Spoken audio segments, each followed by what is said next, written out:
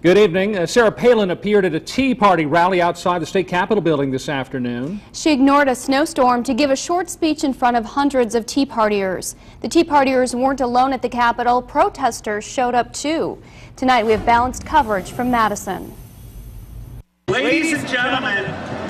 The Tea Party crowd cheered and the counter-demonstrators booed as Sarah Palin stepped to the microphone. These are the front lines in the battle for the future of our country. The former Alaska governor and Republican vice presidential candidate defended Governor Scott Walker on his controversial law that strips most public workers of nearly all their collective bargaining rights. Well, I'm in Madison today because this is where real courage and real integrity can be found.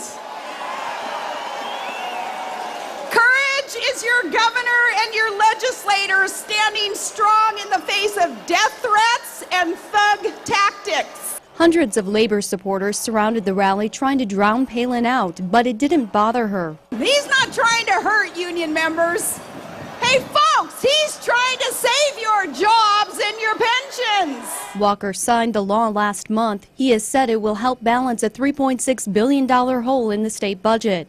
However, it's currently facing legal challenges. As Palin addressed this crowd, dump Tea, dump Palin. Another one rallied on the other side of the Capitol to counter the Tea Party event. It was a continuation of the protest held regularly on the square for months. We didn't create this crisis, and we're not going to pay for this crisis. We're taxpayers too. Though the gathering on this side drew less of a crowd, organizers say recent history can't be forgotten. Regardless of the turnout today, whether there's 5,000 people here or 20,000 people here, the Tea Party will not be able to eclipse what we've managed to accomplish on this square over the course of the last several months. One woman at the counter-protest says having two big opposing rallies is just democracy in action. We each get to come out here and have our say, and I just hope it remains very peaceful.